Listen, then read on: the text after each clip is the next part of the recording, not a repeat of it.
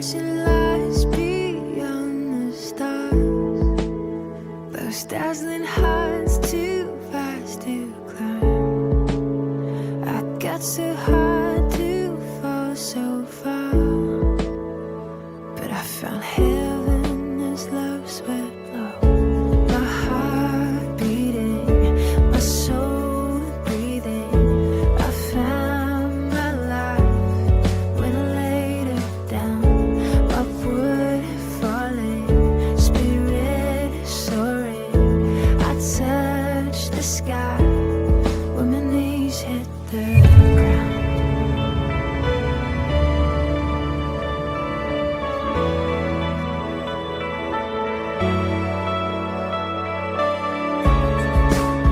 What treasure waits within your skies? The gift of freedom gold can't buy. I bought the world and sold my heart. We traded heaven to have me again. My heart beating, my soul breathing. I found my life when I laid it down. Upward falling, spirit soaring. I touched the sky when my knees hit the ground.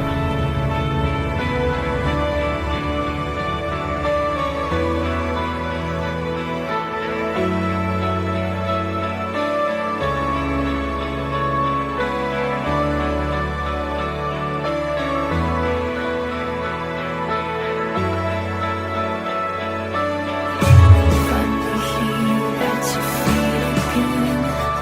Everything I am, reaching out, I surrender. Come sweep me up in your love again, and my soul again. On the wings of forever. Finally here at your feet again. Everything I am, reaching out, I surrender. Sweep me up in your love again, and my soul again. On the wings of forever. My heart beating, my soul breathing. I found my life when I laid it down. Upward falling, spirit soaring. I touched the sky when my knees hit the ground. My heart beating, my soul breathing. I found my life when I laid it down. Upward falling,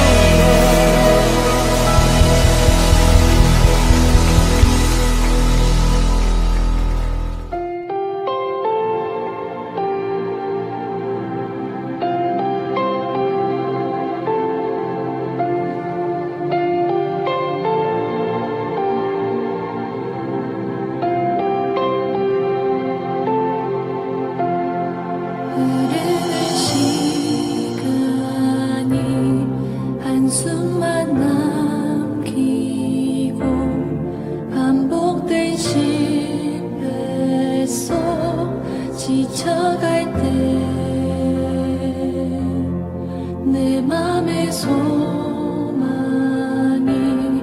눈물 조각 될 때 내 곁에 다가와 부르시네. 주님의 시선 나를 비추시고 상처난 내 맘 만지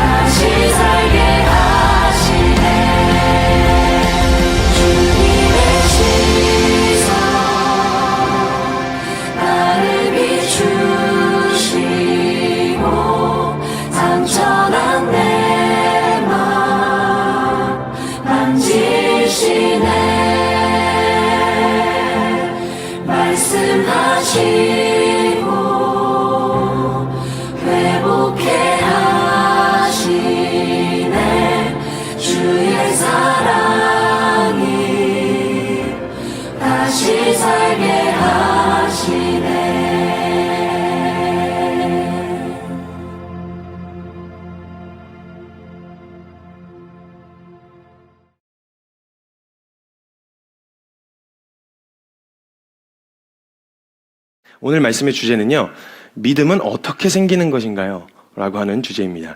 믿음은 어떻게 생기는 건가요? 하나님은 자꾸 믿으라는데, 예수님 믿으세요, 믿으세요 이렇게 얘기하는데 그 믿음은 도대체 어떻게 생기는 건가요? 라고 하는 이 질문이요. 하나님을 믿는 믿음은 어떻게 생겨요? 라고 저에게 묻는다면 저는 이렇게 대답할 겁니다. 하나님이 주시는 선물입니다. 믿는 것도 은혜입니다. 라고 아마 답할 거라는 거죠. 저도 논리적으로 설명하고자 하는 노력은 하긴 합니다. 그러나 결국 믿음의 대상을 옮기는 것, 내가 생각하고 내가 원하는 것을 믿고 살아오다가 하나님이라고 하는 대상을 향해서 내 믿음을 이렇게 싹 옮기려고 하는 것은요, 논리로는 불가능하다는 거예요. 그래서 은혜로만 가능하다고 이야기하는데요. 그래서 오늘 주제는 믿음에 대한 이야기를 풀어가려고 하는 겁니다. 믿음에. 오늘 본문 말씀은요, 히브리서라고 하는 성경에 있는 히브리서 11장 1절의 말씀인데요. 거기에 이렇게 적혀 있습니다. 믿음은 바라는 것들의 실상이요, 보이지 않는 것들의 증거다라고 이야기하고 있습니다. 하나님에 대한 믿음이 어떻게 생기는 것인가? 결론부터 말씀드리면 은혜라고 분명 말씀드렸습니다. 그런데요, 사람들은 믿음을 생각하면요, 항상 이걸 종교의 영역이라고 생각합니다. 그래서 상식과 이성으로는 알 수 없고 이해할 수 없는 영역에 필요한 개념이다라고 이해를 하고 있습니다. 그래서 우리는 항상 어떻게 되어지냐면요, 이성 vs 믿음, 이런 구조로 항상 생각을 해요. 그래서 난 하나님을 믿어, 난 뭔가 믿는다라고 하면 이성적이고 합리적이지 않은 것 같은 정서가 느껴지는 게 항상 이성과 믿음이 대립구도에 놓여지기 때문에 그런 거예요. 믿음이라는 것은 상식과 상반되고 이성과 상반되는 개념이 결코 아닙니다. 우리가 아직 알지 못했거나 발견하지 못한 것은 그 어느 시대에서나 늘 이건 몰상식이 됐었어요. 예를 들면 지구가 평평하다고 믿고 있었을 때가 있었어요. 왜냐면 딱 보면 다 평평해 보이거든요. 평평한 곳에 울퉁불퉁 튀어나와 있다 생각했었어요. 이게 상식이었어요. 그렇게 믿는 것이 지배적인 분위기였다는 거죠. 그래서 남들도 확인해 보진 않았는데 다들 그렇다니까 그냥 그 말을 믿었어요. 근데 어떤 이는 바다의 지평선을 보면서 아닌데 지구가 평평한 거 아닌 것 같은데, 둥근 것 같은데, 돌면 이거 될 것 같은데, 이렇게 둥글다고 이야기한 사람이 있었단 말이죠. 근데 당장 증명할 길이 없으니 그 사람들은 그 말을 괴짜가 하는 말로, 무식하고 몰상식한 이야기로 취급해 버렸었다는 거죠. 사람은요, 모르는 것을 이야기하면 그 이야기한 사람을 틀렸다고 먼저 이야기한다는 거예요. 잘못됐다고. 왜냐면 지금 그 해준 얘기가 지금까지 내가 갖고 있었던 상식하고 충돌을 일으키거든요. 그러니까 내 상식 안에서 그건 받아들일 수가 없어. 아니야, 이렇게 된단 말이죠. 새롭게 경험하게 된 사실은 현재 나의 이성과 상식을 계속해서 흔들기 때문에 불편하게 느껴져요. 그래서 인정하지 않으려고 하는데, 만약 그것을 열린 마음으로 받아들이려고 하고 진짠가 하는 의문을 가지고 계속 그것을 점검과 확인을 통해서 사실이 이미 밝혀지게 되어지면 이전에 내가 상식이라고 믿고 있었던 것들이 박살나고 그 보게 된 사실이 상식이 되어져요. 사실 우리가 상식과 이성이라고 말하는 것은요, 믿음이 필요한 개념들이고요, 내게 상식이 되어버린 수많은 이론들 있잖아요. 내게 증명된 적이 없다는 사실을 여러분 알고 계신가요? 여러분이 지금 상식이라고 말하는 것도 있잖아요. 현재 상식. 근데 그 상식이 사실은 내가 내 두 눈으로 본 적이 없는 것들이에요. 그냥 누군가의 말을 믿었을 뿐이죠. 창조를 반박할 때 항상 진화에 대해서 이야기하잖아요. 그럼 사람들은 진화의 과정도, 그리고 빅뱅의 순간도 사실은 보지 못했어요. 그러면 보지 못했는데 뭐 과학자들이 뭐 이렇게 얘기하면서 증명할 수 있지 않냐 뭐 이렇게 얘기하거든요. 근데 그것은 관찰이 가능한 영역이라고 말하는 수많은 사람들도요, 사실 직접 연구실에 들어가가지고 한 생물이 혹은 어떤 물질이 진화하는 과정을 두 눈으로 목격한 게 아니고요, 권위 있는 직책을 가진 사람이 그렇다라고 하니까 그렇다고 믿은 거예요. 그냥 여러분이 직접 보신 거 아니잖아요. 그죠? 아니 자기는 그거는 관찰 가능한 명제 아니냐. 그리고 여러 가지 과학적 증거 자료들과 이런 걸로 교과서에도 나오고 뭐 이렇게 나왔다. 그러니까 두 눈으로 봤냐고. 사실은 저와 여러분이 지금까지 상식이라고 믿어왔었던 것들도 사실 두 눈으로 직접 보고 난 본 것만 믿어 이러지만, 여러분 다 본 거 아니에요. 여러분 안에 있는 상식들, 수많은 정보들에 의해서 그 뉴스가 그렇다니까 그렇다고 믿은 거예요. 그러니까 여러분, 이게 믿음을 걸면요, 지정의가 반응을 한다니까요. 거짓 뉴스가 나와도 그 거짓 뉴스를 보고 여러분이 화가 나잖아요. 막 분노가.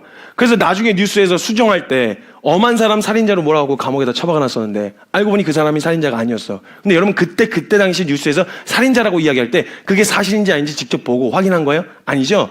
뉴스가 그렇다니까 그걸 믿은 거잖아요. 그리고 그 사람을 향한 분노가 치밀어 올랐었다고요. 근데 이거 정정하고 나니까 미안, 아니네, 그런 게 아니었네. 근데 어떤 사람은, 이 정보를 못 들은 사람은 여전히 그 사람을 살인자 취급하고 있을 거라고요. 이런 거예요. 저와 여러분이 지금 상식이다. 이게 상식이고 이성적이다라고 말하는 이 모든 이성과 상식들이 사실은 믿음이 기반된 거예요. 무언가를 믿은 거예요. 그러니까 믿음 vs 이성이 아니고요. 모든 이성과 이성이 기반된 모든 이론들을 믿음이 전제되어 있기 때문에 지금 그 상식이 생긴 거예요. 그렇다고 믿은 거예요. 이렇게나 저와 여러분이 믿음이 좋다니까요. 이렇게나 믿음이 좋은 거예요.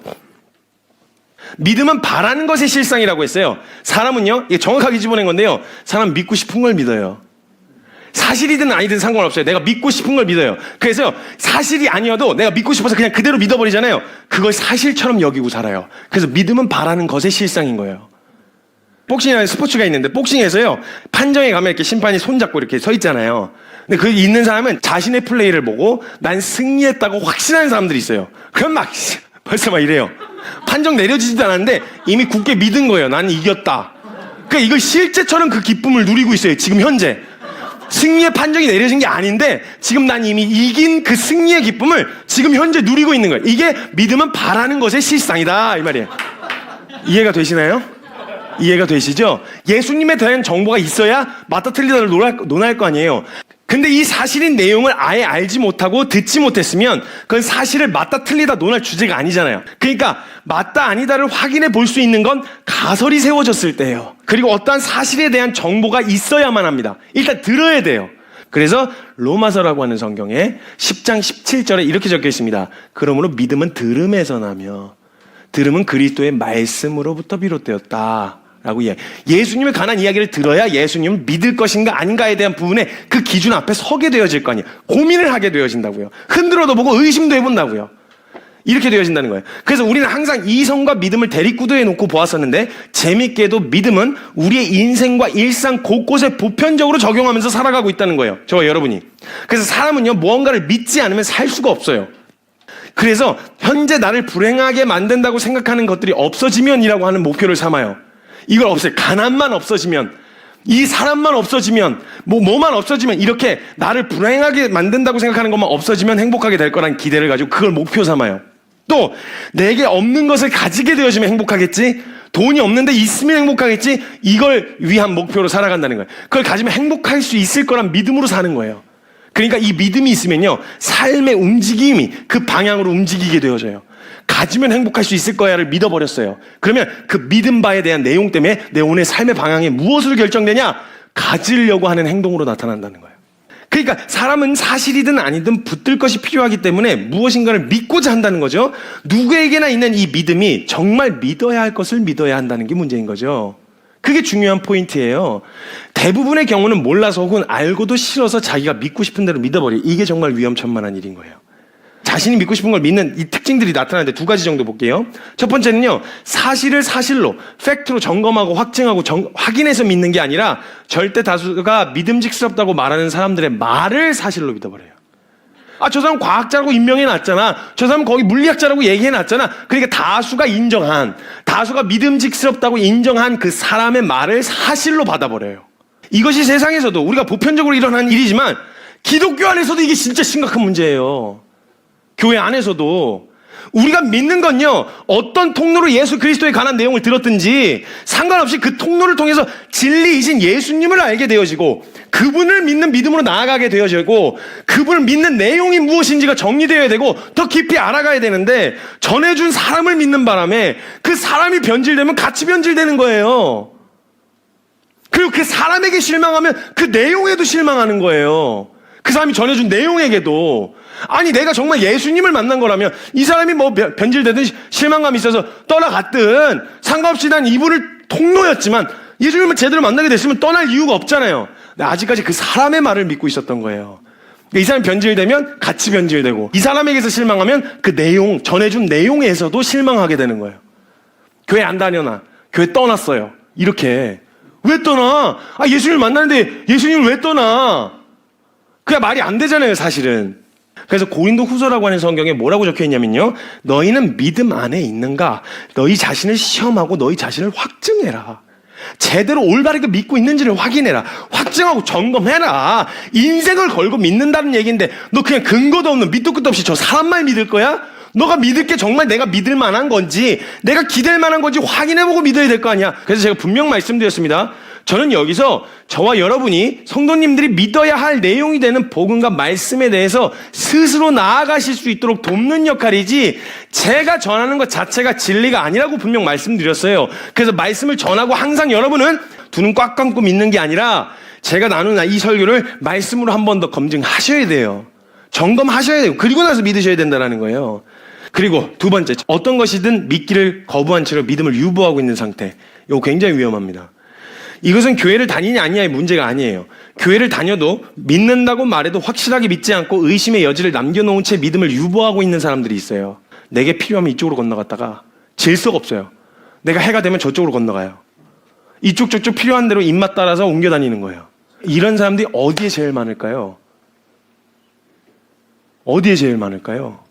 믿음을 유보한 채로 있는. 차라리 세상에 안 믿기로 결정한 사람들은요, 확신과 신념을 가지고 살아요. 앵간해갖고 흔들리지도 않아요, 여러분. 교회에서 전도한다고 절대 흔들리지 않아요. 근데 왜 이렇게 전도를 자꾸 당해요, 우리가? 세상에 몇 마디의 유혹과 몇 마디 말에 휘청휘청 흔들려요. 휘청휘청. 전도를 당해요, 우리가.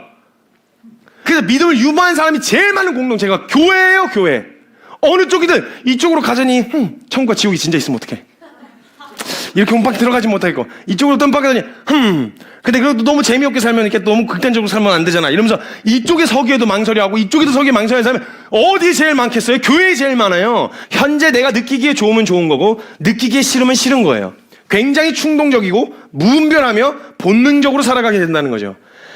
이쯤 설명했으면 우리의 질문이 이제 어떻게 믿음이 생기는가라는 질문보다 조금 더 본질적이고 단순한 질문으로 바뀌어야 돼요. 이 질문으로 넘어가야 돼요. 여러분, 믿음은 우리에게 이미 있다라는 걸 알게 되셨어요. 그럼 이제 이 질문 앞에 서셔야 되는 거예요. 무엇을 믿을 것인가? 어떤 믿음이 더 합리적인가? 무엇이 정말 믿을 만한가? 이 질문으로 건너가셔야 된다는 거예요. 지금 우리가 가진 상식으로도 사실은 하나님을 믿는 믿음이 생기는 거에 대해서는 어렵지 않아요, 여러분. 보여드릴게요. 이렇게 생각합시다. 이 건물은 어떻게 생겨났는가라고 하는 의문을 누가 제기했다고 한번 생각해 보시죠. 이때 사람들은 이 질문에 대한 답을 하기 위해 여러 가설들을 제시한다고 칩시다. 그중 가설 중에 무엇이 더 합리적이고 무엇이 더 믿음직스러운가를 여러분이 한번 이야기해 보시죠. 대답을 해주세요. 첫 번째 가설입니다. 빵! 하고 터지면서 생겼습니다. 이걸 뭐 하나님을 믿는 믿음으로 생각하지 마시고 합리적인 결론을 믿음을 선택하시면 된다고요. 뻥 하니까 여기 막 생겼습니다. 뻥 하니까 여기 막 에어컨 생기고 뻥 하니까 막 스피커 생기고 막 이랬습니다. 자, 이 가설이 첫 번째입니다. 두 번째, 오랜 시간 동안 먼지와 어떤 생물들이 축적이 되면서 다져지고 비바람이 불면서 비가 막 때리고 막 깎아내고 비가 그리고 막 물이 홍수가 나서 한번 싹 정리해주고 이렇게 해서 오랜 시간 축적이 돼가지고 먼지가 축적돼서 만들어졌다. 두 번째 가설입니다. 자, 세 번째 가설입니다. 건축가가 의도와 목적을 가지고 만들었다. 자, 이 세 가지의 가설 중에 가장 합리적이고 믿음직스러운 가설이 몇 번째인가요? 지금 우리가 믿는 내용들이요, 사실은 하나님을 믿는 믿음으로 나아가는데 전혀 어렵지 않은 이미 상식들을 가지고 계세요. 근데 왜 그런 상식을 가지고 있는데 하나님을 믿으려고 하지 않을까요? 그래서 우리가 지금 믿고 우리가 배우고 있는 내용들이요, 사실 합리적이어서가 아니라 신을 부정하기 위해 만든 가설이었어요. 신만 부정하면 어떤 결론이 도출돼도 상관없는 가설들이요. 문제는 뭐냐면 저와 여러분의 마음 상태가 망가져서 신을 부정하고 싶은 마음이 있는데 그냥 신을 부정하고 싶은데요 라고 하면 없어 보이니까 그럴듯한 합리화할 만한 아주 합리적인 가설들이라고 생각하면서 제시한 게 빅뱅이에요. 여러분, 빅뱅. 뻥 하면서 터진 그게 계절을 나누고 질서정연하게 그 생물이 그 생물을 낳고 이게 여러분 시기와 계절마다 옷을 바꿔 입는 이 질서가 이 질서정연한 게 인력으로 누가 계획하고 의도하지 않고 이게 어떻게 가능하겠냐고요. 이게 합리적이지 않습니까? 이게 몰상식한 겁니까? 이 지구를 보면서 이렇게 질서정연한 건물을 보면서 누군가가 의도와 목적을 가지고 만들었다고 설명하는 게 몰상식합니까? 지금 저와 여러분이 가지고 있는 상식으로만 해도 누군가의 계획에 의해서 만들어졌다는 게 너무 합리적이라고요. 근데 이걸 왜 받아들이기가 그렇게 어려울까요? 아무리 창조가 객관적으로 합리적이어도 믿고 싶지 않고 부정하고 싶지 않은 건요, 첫 번째, 사회적으로 사회 전반적인 모든 영역에 편만하게 퍼져 있는 기독교라고 하는 종교 자체에 대한 부정적인 인식과 편견을 가진 채로 있어요, 지금 사람들이. 일단 그 관련된 용어나 이야기가 나왔다 하면 일단 부정적인 시각을 가지고 있는 것 자체, 이거는 창조에 대한 아무리 합리적인 이야기를 하려고 해도 합리적인 논쟁 자체가 불가능한 게 일단 부정적인 시각과 편견을 가지고 있는 상태란 말이에요. 저 사람들의 말이 맞아도 저 사람들이 말하는 것이라면 믿고 싶지 않은. 두 번째입니다. 내 인생이 누군가에 의해 통제당하고 싶어 하지 않는 죄인의 존재적인 문제가 있습니다. 신을 인정하고 믿게 되어지면 기독교에서 말하는 그 하나님에 의해서 통제당하는 삶을 살게 되실까 하는 두려움인 거예요.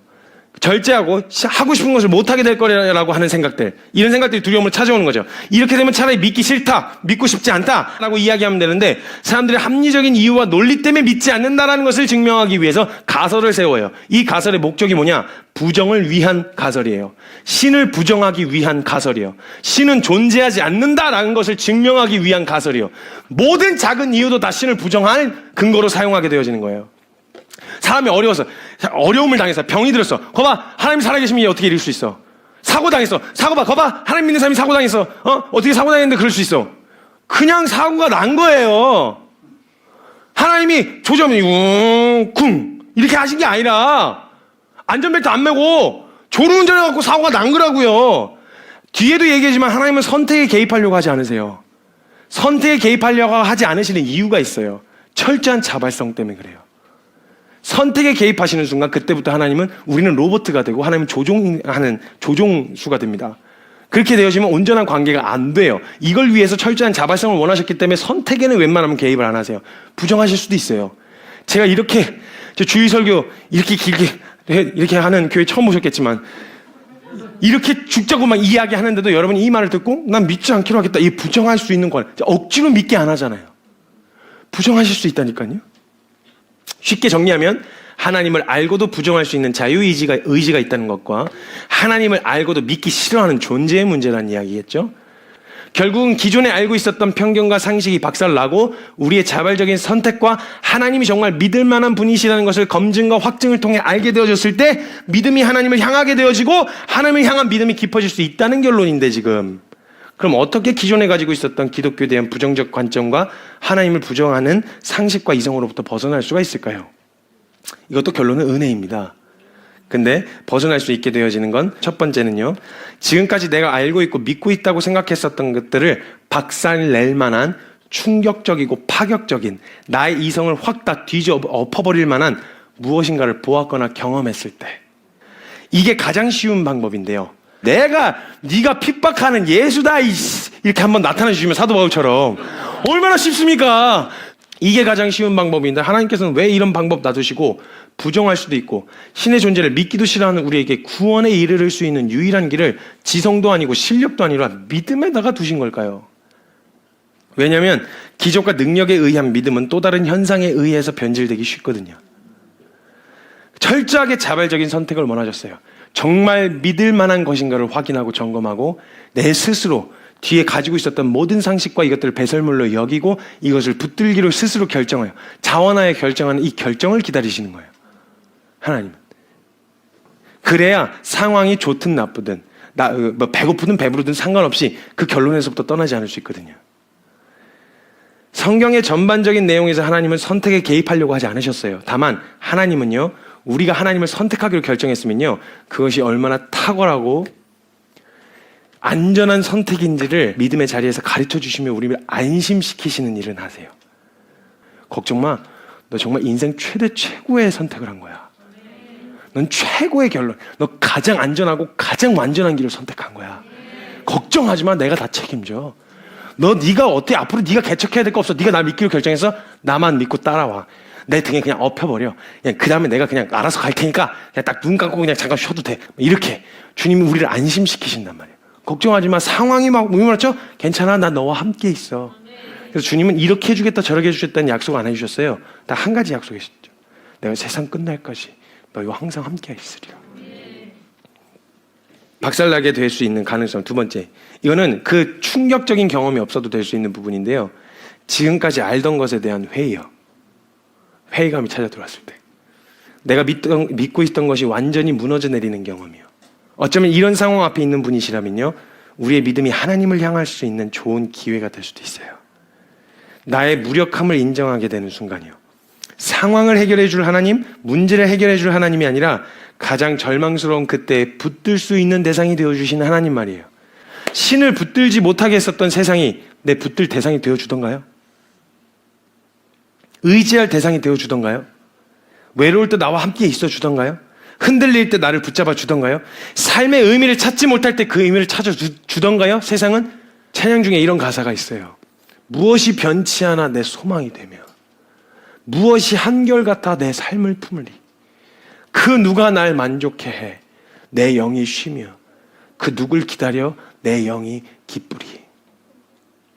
그렇게 붙들 대상을 찾다가 예수 그리스도를 만나게 되어졌을 때 상황이 바뀌어야만 행복할 수 있고 환경이 개선돼야만 만족할 수 있었던, 그래서 늘 행복과 만족의 부재 속에서 살던 인생이 예수님을 만났다는 그 이유 하나만으로 변치 않는 소망이 생기고 한결같은 안식처가 있고 환경과 상황이 달라지지 않아도 만족함을 주고 기쁨이 되는 삶이 가능해진다는 거예요. 잠언 8장 17절에 주님이 이렇게 약속하셨어요. 사랑하는 여러분, 나를 사랑하는 자들이 나의 사랑을 잊고 나를 간절히 찾는 자가 나를 만날 것이다. 이 말은 무슨 말이냐? 찾으면 만나주시겠다는 말이잖아요. 기다리고 계신다는 거예요. 찾기를. 그 어떤 것이 내 인생에 기댈 만한 것들이 다 무너져 내리고 기댈 만한 것을 찾아 헤맸을 때, 그러다가 예수 그리스도를 만나게 되어 예수님을 만나게 되어지는, 내가 붙들 대상이 되어줄게. 너의 삶의 의미가 되어줄게. 네가 갈 길이 되어줄게. 살아갈 생명이 되어줄게. 무엇이 옳은지를 제시할 수 있는 진리가 되어줄게. 내가 곧 길이다, 진리다, 생명이다. 나로 말미암지 않고는 아버지께로 갈 자가 없다. 그 소망한 끝에, 그 절망 끝에서 예수님을 만나실 수 있었으면 좋겠습니다.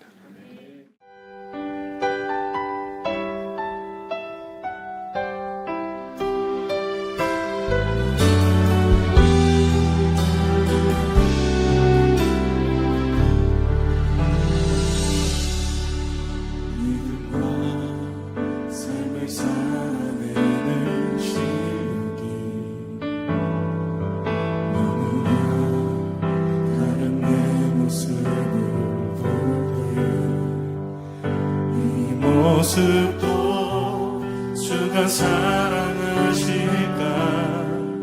자신 없는 내 모습 그저 주님 앞에 있네. 나 같은 사도 사랑하여 주시고 한 번도 나를 떠나지 않으셨네. 속에 주를 작게 여긴 나 잊지 않으시고 내 손 잡아주시네. 오직 주님 안에 두려움 없네. 고난을 통해 날 만드시는 믿네. 주님만이 내 모든 것 되시네. 주의 강한 손 날 붙드시네. 오직 주님 안에 소망인데 내 삶을 통해 영광 받으시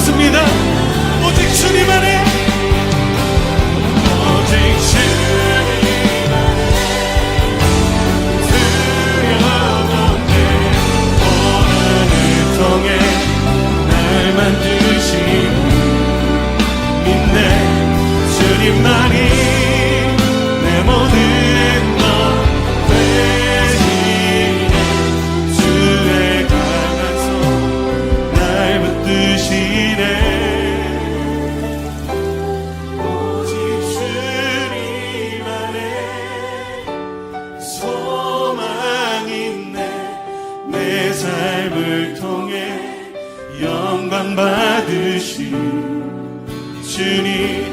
주님만이 내 모든 것 되시네.